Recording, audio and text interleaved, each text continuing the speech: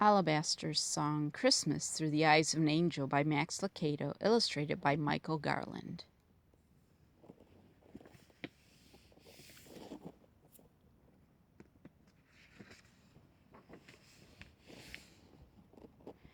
I was 6 years old when I met the angel called Alabaster. That was a long time ago. I'm grown up now and I have a little boy of my own, but I still remember Alabaster.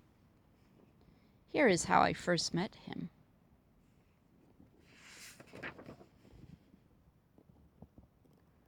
My parents always put our Christmas tree near my room. I could see it through the doorway. When everyone thought I was asleep, I would lie in bed and stare at the lights and count the shiny balls.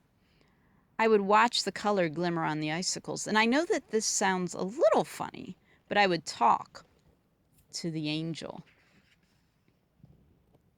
High atop the tree he sat. He had feathery white wings and a golden halo. I knew he wasn't real. Well, at least I thought he wasn't real. But he looked so friendly with those red, chubby cheeks and bright eyes. He looked young. Maybe that's why I talked to him. All my brothers and sisters were older than me. He was the only one in the house my age. So I talked to him. I named him Alabaster. I asked him questions about being an angel. Do angels have to go to bed early? Do your wings keep you warm? Do you ever get tired of sitting on the tree? He never spoke, but that didn't keep me from asking. One night, when I was in that in-between place between being asleep and awake, I asked just one more question. What was it like to see Bethlehem? And that must have been the right question, because suddenly Alabaster was standing beside my bed. It was wonderful. His face was round and his eyes were bright. His golden halo and white feathers glowed and sparkled. He talked to me like we were old friends, and when he spoke, he sounded like he was missing his two front teeth. It was a great night. We went to the shepherds because they were awake. They were so nice. Most of the time they thought we were stars, but that night they knew something special was in the air. He giggled with a giggle that made me giggle too. By now I was sitting on the edge of my bed. What did you do? We just sang. Want to hear it? Yeah, I said. And from that little angel came the most beautiful sound. He put back his head and filled the house with a melody only heaven had heard and only heaven could make. He sang and sang like God himself was listening. I put my head on my pillow and listened until I opened my eyes, and the sun was up and it was Christmas morning.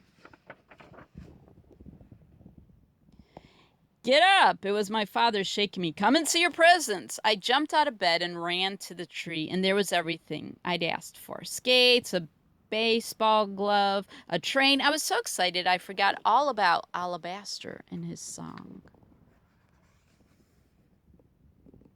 Soon all the presents were open. We all sat around talking and laughing and looking at the new stuff. And that was when I heard the song again. Alabaster's song. The room was full of it. I looked up.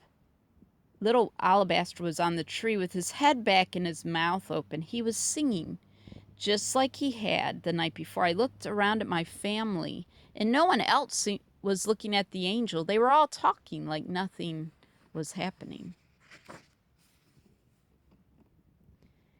Do you hear the singing? I asked my dad. No. Do you, Mom?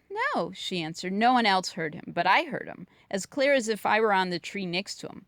His head was turned toward the window, and he was singing to Jesus, just like he had done the first night in Bethlehem. The next Christmas, when I was 7, I heard him again, and the next. He would stop at my bed on Christmas Eve and sing, and from the top of the tree on Christmas morning, he would sing to Jesus, and every year I saw him. And every year I heard him. Then I got older. I forgot to look for him. I forgot to listen for him. After a few Christmases, I didn't hear him anymore. I almost forgot about his song, till today. Today is Christmas. And this morning, as we opened presents, I noticed that my little boy was looking at the angel on the tree. After a moment, he turned to me and said, "Do you hear the song, Daddy?"